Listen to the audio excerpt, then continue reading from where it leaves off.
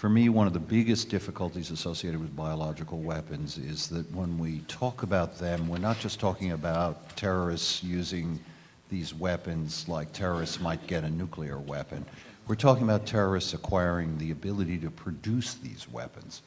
And that then gives them an ability to repeatedly attack. I've called this reload. The question for our policing agencies is, how would you thwart repeated attacks? How do you find soon enough where this attack is coming from that you could plausibly interdict it while it's going on? There is nothing in our present arsenal that really focuses on that, and our detection systems, because of the delay between time of attack and time of actual awareness that the attack has occurred, don't really help us there, and they don't help us to localize where it came from or how it's actually being administered. So I would give that a very big priority. It hasn't come out in this discussion. And third and last, and more generally, I would love to see a little more harmony in the field in the discussion of the issues and why this is such an important problem. For me, it is not, as some have suggested, that we can say that an attack will occur in a particular period, or it is not our concerns about jihadi Islam and the like. It's that the march of technology, which is a wonderful thing in this area, also carries with it this very substantial cost and risk. And we cannot say who will pick up these weapons and use them. We cannot say when they will be used. We cannot say how they will be used. We can only give examples of how this might happen. All that is in the very uncertain and, in my view, unpredictable future. But what we can say is that we know from experience that when technologies like this can be harnessed as weapons, they very likely will be. And the failure on our part will be if we don't prepare against that day. It's not a failure to predict in some very concrete way and prepare against some single very concrete scenario and time and place. It's the failure to put the intellectual capital and the preparatory work in terms of goods and ideas in our cupboard so that we can take it out when we need it. To turn to that cupboard and find it bare would, in my view, be a failing not only of national leadership generally, but of everybody in this room. Suppose something happens tomorrow, what are we going to do? And the penalty for doing nothing is going to be chaos. Let me agree with that, and I think, DA, you're quite right to keep hammering away at the question, what do we do if this occurred today? For all we know, an attack occurred an hour ago and we don't yet know it. We have to be prepared against those contingencies. On the narrow, specific question you asked, Randy, about communication, I'll just give you a sort of top three from my standpoint that I've come to after thinking about it some. The first is, people frequently say, can we do anything in advance to educate people a lot? And my view is, in general, the answer to that is no. There's too much noise out there. People discount the threat too much. I wouldn't invest heavily in efforts to educate the general public now.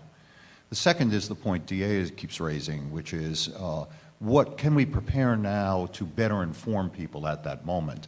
And my view is definitely yes, through the kinds of preparation that we're talking about, even recognizing huge amounts of uncertainty. Part of the problem is the cultural disinclination of scientists to offer opinions on anything they don't have precision about.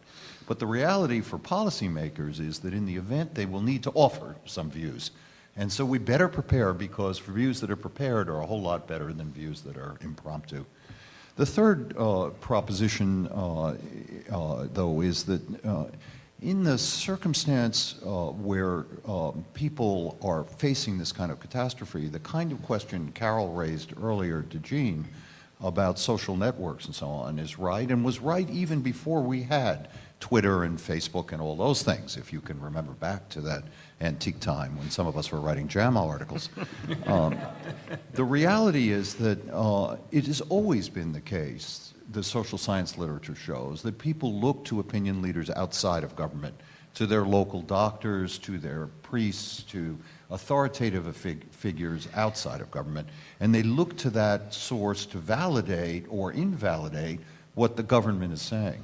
And we need to think more effectively, given both the technologies that Carol references, but also the deep nature of people in these contexts, about how we reach those groups and educate them in advance and tie them in.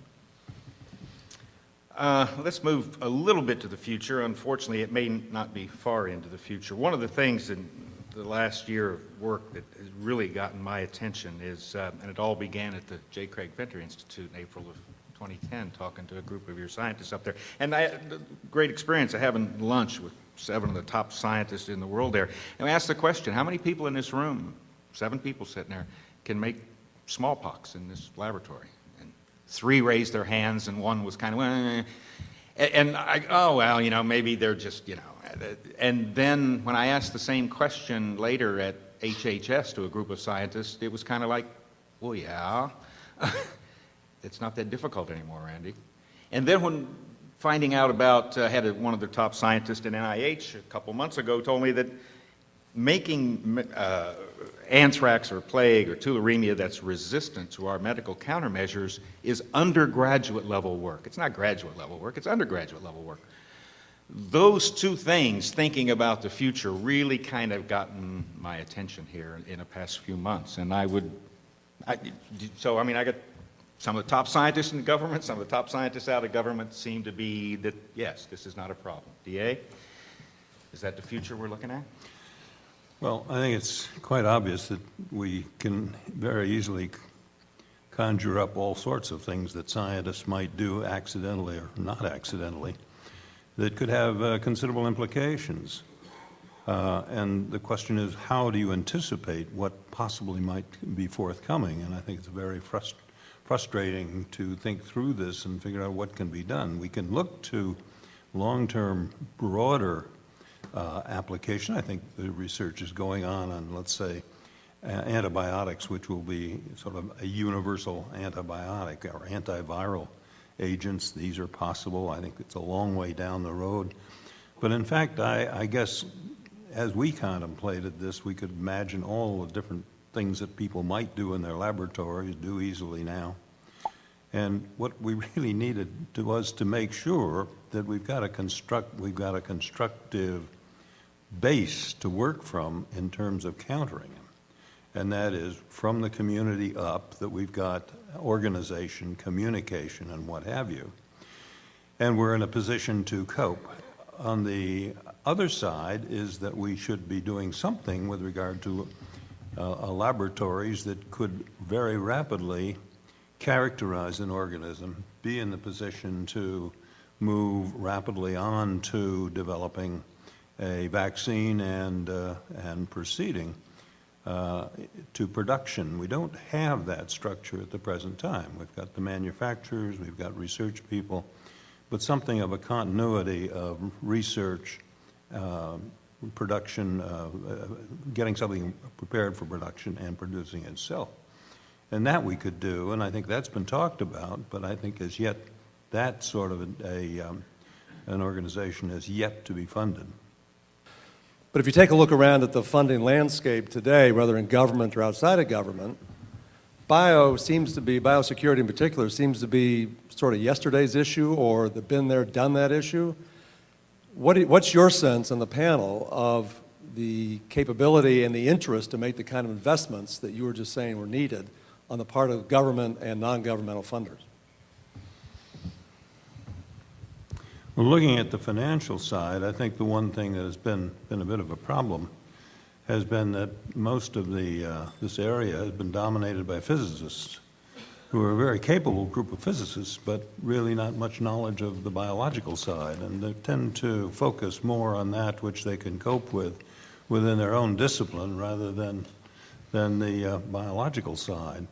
So I think it's been a problem of making the case, and I think the point has been made, for example, as the head of the Office of Science and Technology Policy has been a physicist going back now a number of years, and even though it's been advised that maybe we ought to have a biologist in that position because of the importance of the biological area, not only with regard to BW, but broadly in terms of the economy and what have you. So I think we need more biologists, I think, at high levels for the case to really be made.